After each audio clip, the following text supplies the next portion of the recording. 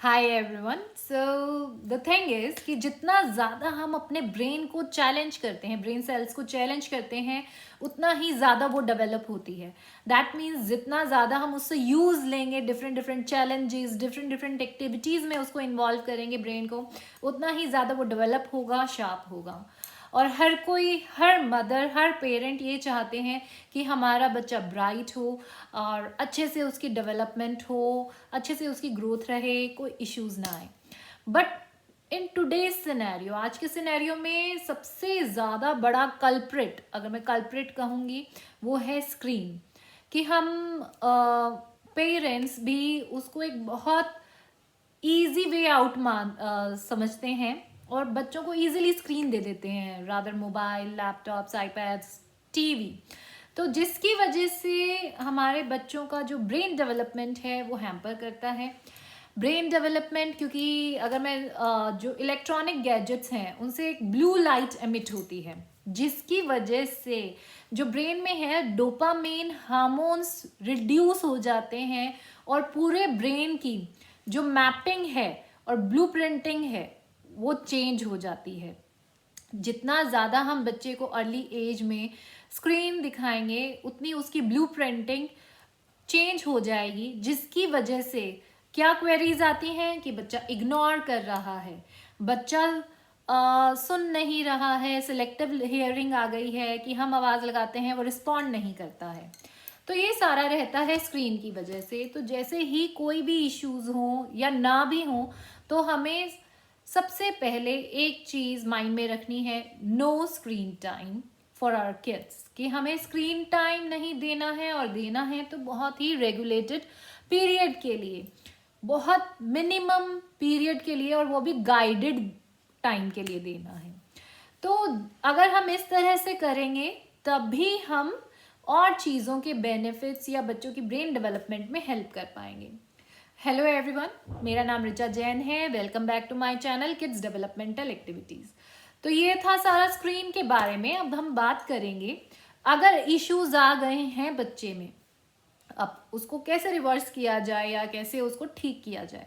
बच्चा सुन नहीं रहा है हमारी बातें, बच्चा इग्नोर कर रहा है, बच्चे की सिलेक्टिव हियरिंग है, बच्चे की अंडरस्टैंडिंग लो है, या कोई भी आपको डेवलपमेंटल डिलेज लग रहे हैं, तो सबसे पहले आपने अपने पीडियाट्रिक्स से चेक कराना है, एक डेवलपमेंटल थेरेपिस्ट, साइकोलॉजिस्ट से बच्चे का असेसमेंट कराना है।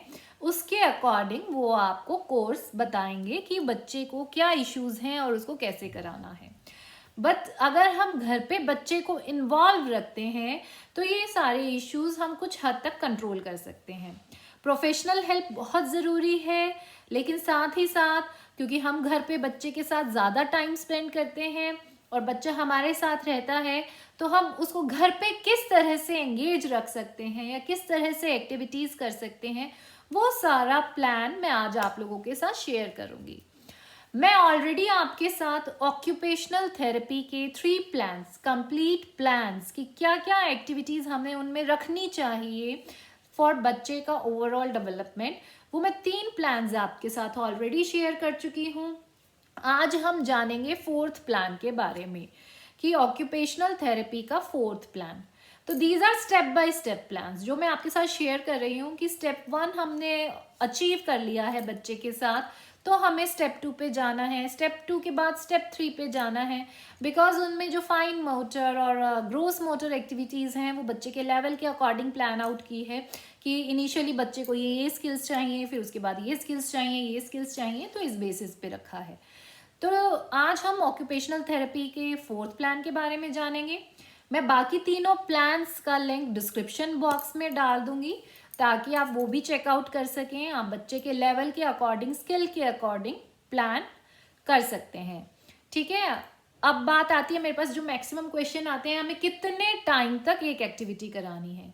देखिए, मिनिमम 1 मंथ एक एक्टिविटी पे रखिए ताकि बच्चे को उसकी पूरी अंडरस्टैंडिंग हो, and practice makes a man perfect, उसकी प्रैक्टिस भी हो पाए। अब मैं प्लान 4 बता रही हूँ, बाकी के 3 प्लान आप डेली रिवीजन में मत रखिए, बट वीक में 10 डेज में वो सारी एक्टिविटीज़ भी उससे रिवीजन के बेस में, ताकि उनका भी चेंज हो जाए और वो एक्टिविटीज़ वो करना ना भूलें। तो वो भी आप रिवीजन बेस पे बीच बीच में कराते रहिए। तो आज हम ऑक्यूपेशनल थेरेपी के 4th प्लान के बारे में जानेंगे। अब जब भी हम घर पे बच्चे को कोई भी डेवलपमेंटल डिले आ गया है, सबसे पहले नो स्क्रीन टाइम, ठीक है। सेकेंड थिंग, हमें बच्चे पे शाउट नहीं करना है, चिल्लाना नहीं है। अब टेंडेंसी क्या रहती है, बच्चा मेरा सुन नहीं रहा है, बच्चा इन्वॉल्व नहीं हो रहा है, पार्टिसिपेट नहीं कर रहा है, मुझे हफ्ता हो गया है, मैं उसका हैंड पकड़ के भी कराना चाह रही हूँ, वो नहीं कर रहा है, और मैं इतना इरिटेट हो जाती हूँ कि मैं चाहती नहीं हूँ चिल्लाना। द थिंग इज मेरा मन नहीं करता, बट मैं इतना इरिटेट हो जाती हूँ, मैं खुद को रोक नहीं पाती और मैं चिल्लाने लगती हूँ या मैं उसको डांटने लगती हूँ, और कई बार शायद ऐसा होता है कि मैं उसको हिट भी कर देती हूँ। तो ये सारी चीज़ें आप जब भी आपको गुस्सा आए, सबसे पहले तो 5 बार लंबी सांसें लीजिए। गुस्सा नहीं करना, गुस्सा नहीं करना, काम डाउन। जब आप इस तरह से 5 बार ब्रीथ लेंगे तो आपका गुस्सा थोड़ा ठंडा हो जाएगा और वो हिटिंग और चिल्लाने और शाउटिंग वाले फेज पे नहीं जाएगा। तो जब भी गुस्सा आए तो टेक अ ब्रेक, ताकि बच्चा भी रिलैक्स हो, आप भी रिलैक्स हो, देन कंटिन्यू। ठीक है जी। अब एक और चीज़ रहती है कि हम बच्चे को अगर शाउट करके हमेशा चिल्ला चिल्ला के बातें कर रहे हैं, तो इन फ्यूचर, अभी नहीं लेकिन आगे आने वाले 2-3 महीने बाद, 6 मंथ बाद आप कहेंगे बच्चा ना स्कूल में तो जाने लग गया है, वहाँ पर मैम की बात सुनता ही नहीं है, या मेरी आवाज़ तो उसको सुनाई देती है, घर में कोई और बोलता है तो उसकी सुनाई नहीं देती। एक ये क्वेश्चन आता है। तो आप प्लीज़, जो सबसे पहली चीज़ रहती है वो ये रहती है कि being a mother, being a caretaker, being कि हम सारे दिन बच्चे के साथ काम करते हैं, हम अपनी वॉइस इतनी हाई रखने लग जाते हैं, इतनी लाउड होती है हमारी आवाज़ कि उसको सेलेक्टिव हियरिंग, वो तेज़ आवाज़ सुनने की हैबिट पड़ जाती है। अब कोई और बंदा उससे लो वॉइस में बोलेगा, उसको समझ में ही नहीं आएगा, उसको सुनाई नहीं देगा, वो उसको नोटिस ही नहीं करेगा, because he is so habitual कि जब तक उसको चिल्ला के बात ना की जाए या ज़ोर से तेज़ आवाज़ में बात ना की जाए, वो नहीं रिस्पॉन्ड करेंगे। तो वो इन फ्यूचर बच्चे को सोशली डिस्कनेक्ट कर देती है और फिर इश्यूज़ ये वाले आते हैं। तो अपनी वॉइस को थोड़ा डाउन रखिए, अपना टोन को थोड़ा कंट्रोल्ड रखिए, तो ये इश्यूज़ इन फ्यूचर नहीं रहेंगे। तो अब हम चलते हैं हमारी एक्टिविटीज़ की तरफ। लेट्स हैव अ लुक कि कौन कौन सी एक्टिविटीज़ ऑक्यूपेशनल थेरेपी के 4th प्लान में हम लोग बच्चे के साथ करेंगे। ड्राई पोरिंग फर्स्ट एक्टिविटी, कि कोई भी आपने ड्राई थिंग ले लिया, आटा, सूजी, मैदा, चावल, एनीथिंग, और उसको आपने एक कंटेनर से दूसरे कंटेनर में पोर करने के लिए कहना है। तो दिस इज़ कि जिससे हैंड एंड आई कोऑर्डिनेशन अच्छा इंप्रूव होता है, बच्चे को बैलेंस करना आता है चीज़ों को, और साथ ही साथ बिकॉज वो पोर हो रही हैं तो दे हैव अ विजुअल, उनको विजुअल मिलता है, तो जो विजुअल स्टिमिंग के इश्यूज़ हैं वो भी डाउन आते हैं इस एक्टिविटी के थ्रू। ये वेट पोरिंग है, आपने पानी लेना है, डिफरेंट डिफरेंट साइज़ के बॉटल्स या ग्लासेस लेने हैं, और पानी को एक से दूसरे कंटेनर में, बॉटल में पोर करने के लिए कहना है। और हमेशा जितना ज़्यादा हाइट बच्चे का जाएगा उतना ज़्यादा बच्चे का बॉडी कोऑर्डिनेशन बढ़ेगा, hand and eye coordination improve होगा। और ये एक सेंसरी प्ले एक्टिविटी है। जो लोग कहते हैं कि हमारे बच्चे को पानी बहुत पसंद है, तो उनको आप इस तरह से स्ट्रेटेजिकली प्ले करा सकते हैं, तो जिससे कुछ ना कुछ डेवलपमेंट होगी। This is a tactile activity, क्योंकि बच्चों को पानी का टच मिल रहा है, तो सेंसेस भी जो हैं वो काम डाउन होंगे, सेंसरी इश्यूज़ डाउन आएंगे। सो नेक्स्ट एक्टिविटी इज़ कि आपने डिफरेंट डिफरेंट साइज़ की बॉटल्स लेनी है, उनकी जो लिड्स हैं बच्चा उसको ओपन एंड क्लोज़ करेगा।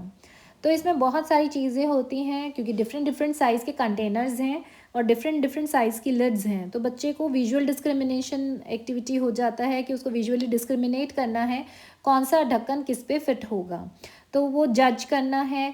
साथ ही साथ क्योंकि बॉटल की कैप को पकड़ के उसे ट्विस्ट करना है, घुमाना है, तो ये फाइन मोटर एक्टिविटी है, तो फाइन मसल्स पे भी हम काम कर रहे हैं साथ साथ इस एक्टिविटी के थ्रू। हमने डिफरेंट डिफरेंट कलर्स दिए बच्चे को, wax crayon, plastic crayon, pencil colour, sketch, तो बच्चे को उससे कलरिंग कराना है। डिफरेंट डिफरेंट कलर्स के टेक्सचर को यूज़ करना है, ताकि बच्चे को एक तो उनका फील एंड टच आए कि किसको कितना प्रेशर देने से वो कैसा चल रहा है। तो बच्चे को प्रेशर का जो चीज़ है कि कम प्रेशर देना है, ज़्यादा प्रेशर देना है, वो चीज़ क्लियर होगी।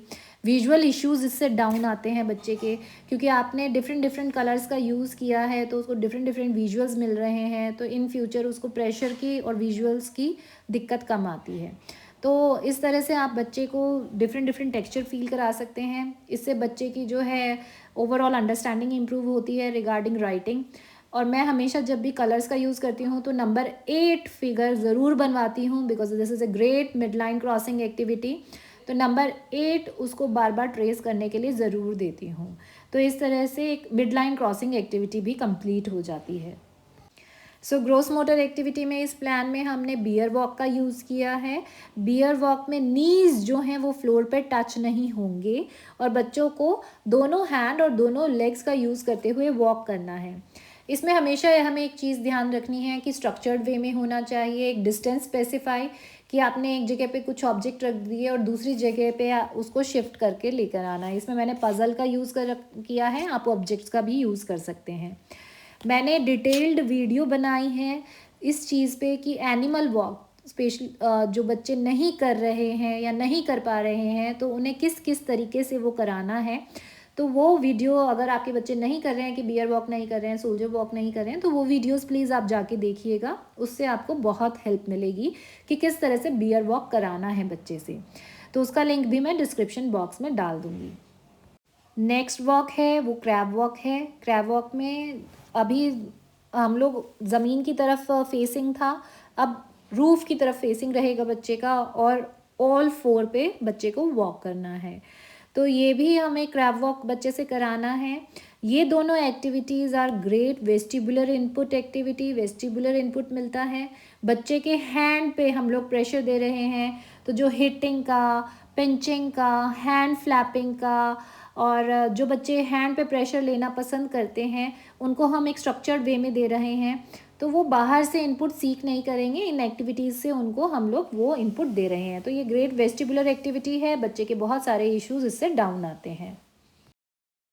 Next activity is changing the pillow cover. Pillow cover change कराना है बच्चे से। इसमें जो है हैंड एंड आई कोऑर्डिनेशन बहुत अच्छा इम्प्रूव होता है। आप बच्चे को पूरा एक पिल्लो मैनेज करने के लिए दे रहे हैं, उसके हाइट, उसकी वेट जो पिल्लो की है बच्चे को मैनेज करना है और उसको अंदर डालना है।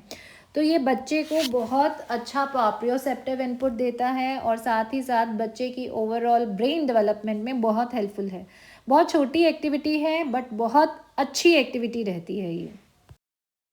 Next activity mid line crossing activity है। Squat walk, sit down and walk, और फिर बच्चे को कप पे से बॉल को दूसरे कप में ट्रांसफ़र करना है।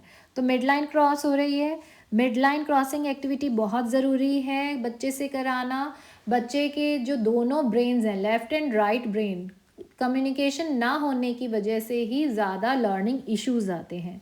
मिड लाइन क्रॉसिंग एक्टिविटीज़ से दोनों ब्रेन्स का आपस में कम्युनिकेशन इंक्रीज़ होता है, तो बच्चे की ओवरऑल अंडरस्टैंडिंग, ओवरऑल लर्निंग बढ़ती है और बच्चे की स्पीच में डेवलपमेंट होती है, सोशल इंटरेक्शन अच्छी रहती है। तो हमें हमेशा मिड लाइन क्रॉसिंग एक्टिविटीज़ पे फोकस करना चाहिए और वो ज़रूर मैक्सिमम हमें घर पे करानी चाहिए, ताकि बच्चे के जितने इश्यूज़ हैं वो सॉर्ट आउट हों। दिस इज़ ब्लैंकेट रैप, या आप किसी बेडशीट में बच्चे को रैप कर सकते हैं इस तरह से। तो बच्चे को एक टाइट कंप्रेशन मिलता है बॉडी पे और बच्चे की जो है प्रोप्रियोसेप्टिव नीड पूरी होती है।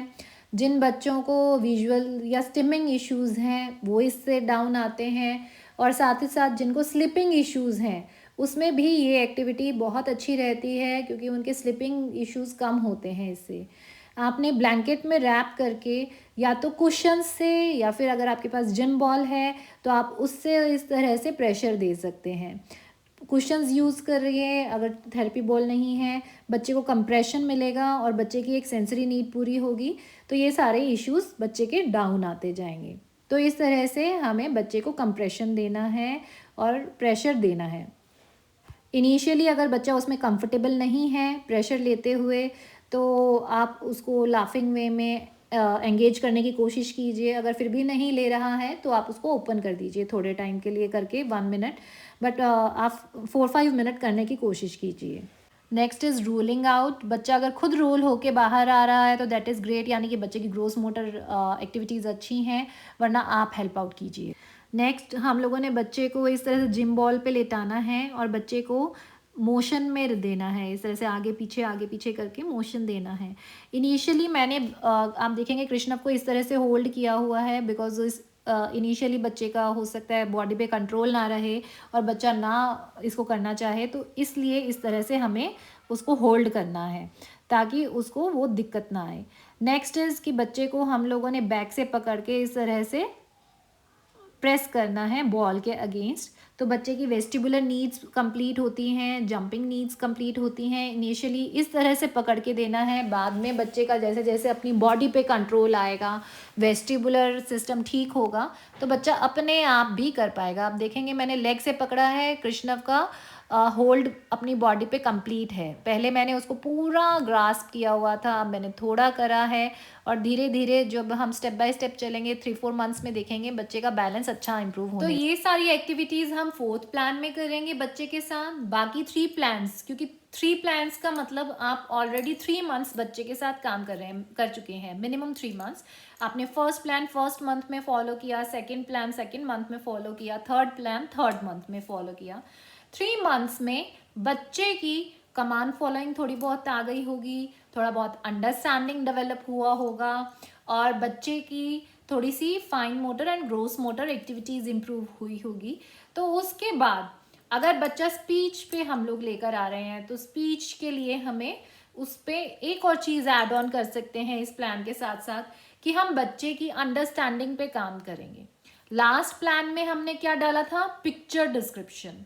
तो अब इस प्लान में क्योंकि बच्चे का थोड़ा बहुत अंडरस्टैंडिंग, नाउन्स आ गए होंगे, नाउन्स हो सकता है वो वर्बल ना हुआ हो अभी तक, बट उसको समझ में आने लगा होगा कि this is box, this is phone, this is pen, मतलब ऑब्जेक्ट देख के उसको समझ में आने लगा होगा थोड़ा बहुत। तो अब हम लोग नेक्स्ट चीज़ पे मूव ऑन करेंगे स्पीच में बच्चे की अंडरस्टैंडिंग के लिए, दैट इज़ मैकेनिकल इक्विपमेंट की एक्सप्लेनेशन। मैकेनिकल इक्विपमेंट की एक्सप्लेनेशन मतलब कि फैन क्या होता है, बटन ऑन करना है, बटन ऑफ करना है। देखो ऑन किया, फैन मूव कर रहा है, फैन हमें क्या देता है, हवा। गर्मी लग रही है, हो गर्मी हो गई, फैन बंद हो गया, गर्मी हो गई, फैन ऑन कर देते हैं। देखो राउंड राउंड घूम रहा है, अब हवा आ रही है। You have to make him understand कि फैन का कॉन्सेप्ट कैसे वर्क करता है, स्विच ऑन ऑफ क्यों करते हैं। वॉशिंग मशीन में हम कपड़े वॉश करते हैं, देखो कपड़े डर्टी हो गए, ओ ये सॉक्स देखो कितनी गंदी है, आप पार्क से आए थे ना, गंदी सॉक्स हो गई ना, अब चलो इसको वॉशिंग मशीन में वॉश करेंगे। चलो वॉशिंग मशीन में कपड़े वॉश करेंगे, जाओ इसको वॉशिंग मशीन में डालेंगे। बच्चे से वॉशिंग मशीन में डलवाया, आपने वॉश किया, उसको एक्सप्लेन हिम। आपको लग रहा है कि अभी मेरे बच्चे का वो लेवल नहीं आया है कि उसको अंडरस्टैंड नहीं होगा, बट आप उसको अंडर एस्टिमेट मत कीजिए, क्योंकि जितना इनपुट अभी जो पीरियड चल रहा है वो इनपुट का है। जितना आप उसको इंफॉर्मेशन फीड करेंगे, इनपुट देंगे, उतना उसको अंडरस्टैंडिंग डेवलप हो रही है, और जैसे ही स्पीच आएगी वो एकदम से प्रोसेस अंडरस्टैंड करेंगे और वो बहुत कुछ बोलने लगेंगी। तो डोंट थिंक कि इसका रिक्वायरमेंट नहीं है यार, वो आसपास की सराउंडिंग के बारे में जब तक नहीं अंडरस्टैंड करेंगे तो उनकी अंडरस्टैंडिंग नहीं बढ़ेगी। सिर्फ स्पीच ही कम्युनिकेशन नहीं होता, उनकी ओवरऑल अंडरस्टैंडिंग से बहुत डिफरेंस पड़ता है। तो ये छोटे छोटे मैकेनिकल इक्विपमेंट्स आपने, सपोज लीजिए स्टार्टिंग में आपने 3 इक्विपमेंट्स लिए, एक हफ्ता आपने 3 इक्विपमेंट्स बताए, फिर उसके बाद आपने एक और ऐड ऑन कर लिया, फिर माइक्रोवेव समझाया, रेफ्रिजरेटर समझाया, एसी को एक्सप्लेन किया। विद इन अ मंथ आप देखेंगे कि वो काफ़ी सारी चीज़ों का प्रोसेस समझ चुके होंगे, और जब वो स्पीच आएगी तो वो सब बोलने लग जाएंगे। तो हमें बेसिकली उनकी अंडरस्टैंडिंग पे काम करना है। तो this is one important thing जो आप इस प्लान के साथ फॉलो करेंगे, कि मैकेनिकल इक्विपमेंट के बारे में उनको एक्सप्लेनेशन देंगे। तो इस तरह से हम लोगों का ये 4th प्लान है। अब मैंने ऑलरेडी आप लोगों को 3 प्लान शेयर किए हैं, तो प्लीज़ आप वो भी देखिए। मिक्स मैच करके भी आप एक्टिविटीज़ कर सकते हैं। बच्चे का लेवल असेस करना वो आप खुद कर सकते हैं। सपोज कीजिए आपने उसको सीजर दी, तो सीजर होल्डिंग उसकी अच्छी नहीं है टिल नाउ, 4th प्लान के टाइम पे भी, तो हमें वो भी कंटिन्यू करना है सो दैट उसका बायलैटरल कोऑर्डिनेशन इंप्रूव हो, सीजर होल्डिंग इंप्रूव हो। तो वो चीज़ हमें फोकस करनी है जब तक वो इंडिपेंडेंटली नहीं कर रहे। आप ये हो सकता है कि 4th प्लान फॉलो करते हुए उसको सीजर ऑल्टरनेट डेज पे दे दीजिए। डेली नहीं मिल रहा है टाइम तो ऑल्टरनेट दे दीजिए।